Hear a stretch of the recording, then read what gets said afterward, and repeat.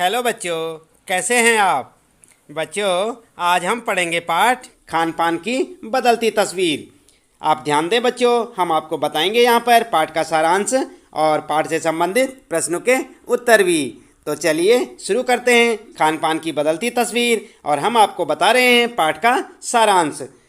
आप ध्यान दें, इस निबंध के द्वारा लेखक श्री प्रयाग शुक्ल ने आधुनिक युग तथा पश्चिमी सभ्यता के कारण खान पान की बदलती हुई तस्वीर को दर्शाया है। पिछले 10-15 वर्षों से हमारे देश की खान पान की संस्कृति में बहुत बदलाव आया है। उन्होंने समूचे भारत को एकीकृत कर दिया है। दक्षिण भारतीय व्यंजन इडली, डोसा, सांभर उत्तर भारत में बड़े चाव से खाए जाते हैं। वहीं उत्तर भारतीय व्यंजन रोटी, दाल, साग देश के सभी भागों में मिलते हैं। फास्ट फूड यानी कि तुरंत भोजन का चलन सब जगह बढ़ चुका है। 2 मिनट नूडल्स के पैकेट बंद रूप से सभी लोग परिचित हो चुके हैं। अब स्थानीय व्यंजनों के साथ अन्य प्रदेशों के व्यंजन पकवान भी प्रायः हर क्षेत्र में उपलब्ध हैं। गुजरात का ढोकला और बंगाल के रसगुल्ले हर जगह दिखाई देते हैं। अंग्रेजों के समय के ब्रेड अब लाखों करोड़ों घर में नाश्ते का रूप ले चुके हैं। खान पान की इस मिश्रित संस्कृति का सबसे सकारात्मक पक्ष यह है कि नई पीढ़ी को देश विदेश के व्यंजनों को जानने का अवसर मिला है। अब कामकाजी महिलाएं जल्दी तैयार होने वाले व्यंजन को पसंद करती हैं। मध्यम वर्गीय जीवन में भोजन विविधता अपनी जगह बना चुकी है।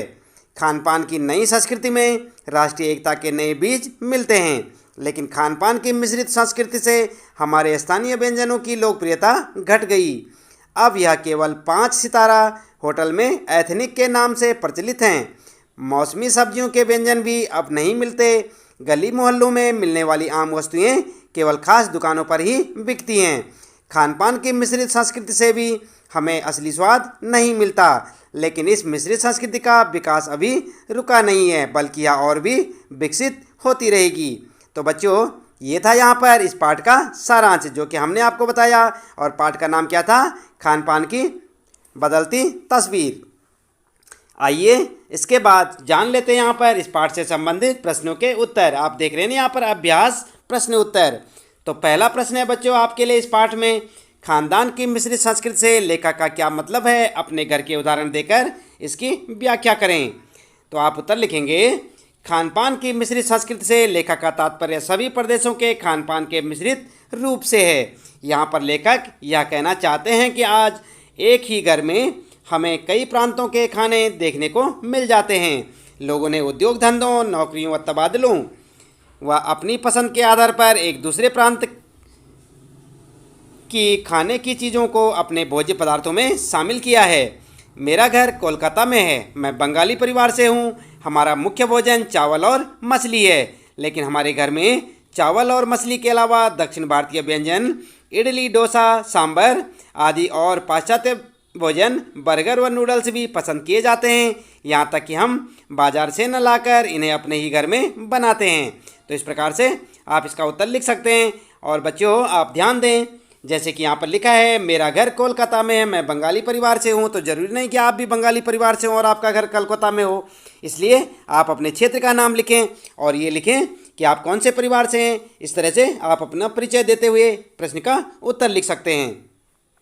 इसके बाद बच्चों आप ध्यान दें, यहाँ पर दूसरा प्रश्न है, खान पान में बदलाव के कौन से फ़ायदे हैं? फिर लेखक इस बदलाव को लेकर चिंतित क्यों है? तो यहाँ पर आप उत्तर क्या लिखेंगे?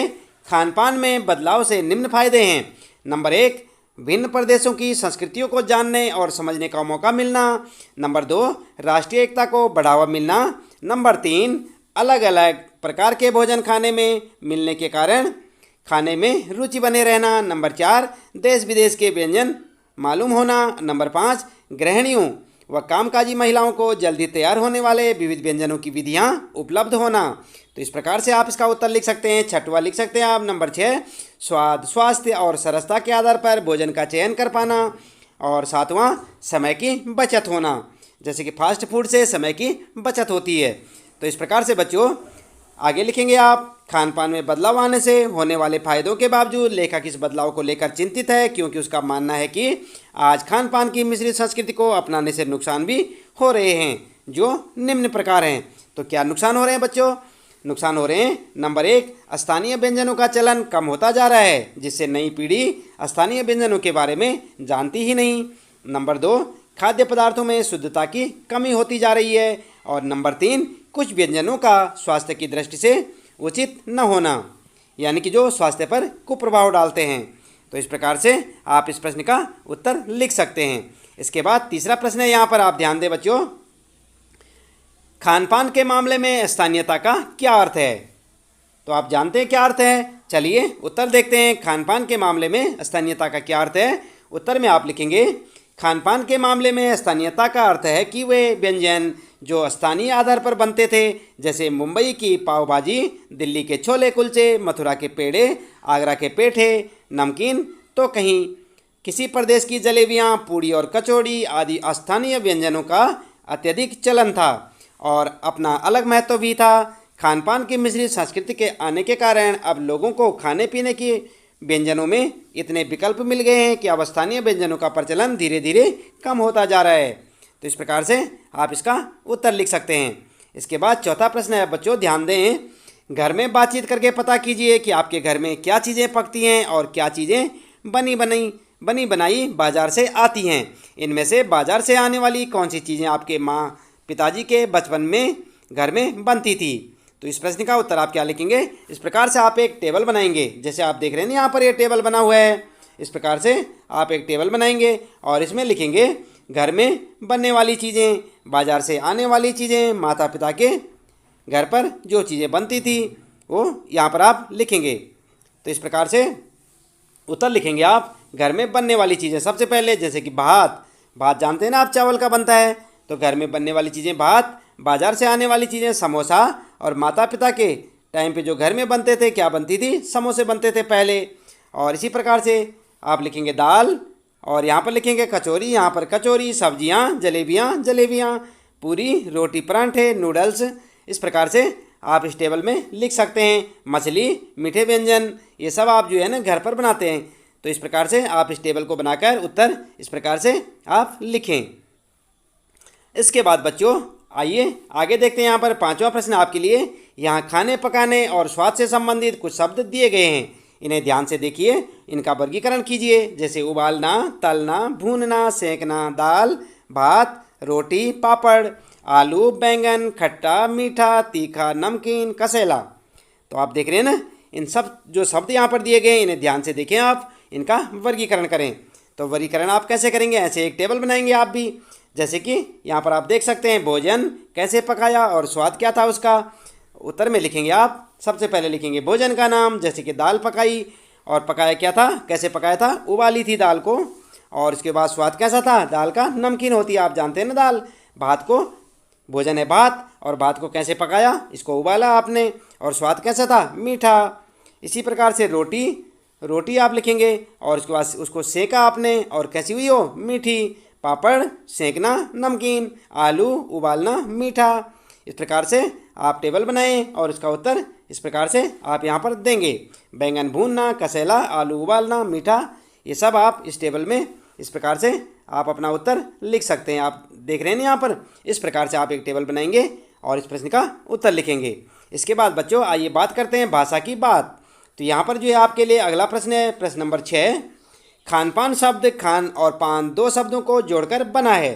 खान पान शब्द में और छिपा हुआ है, जिन शब्दों के योग में और अथवा या जैसे योजक शब्द छिपे हों उन्हें द्वंद्व समास कहते हैं।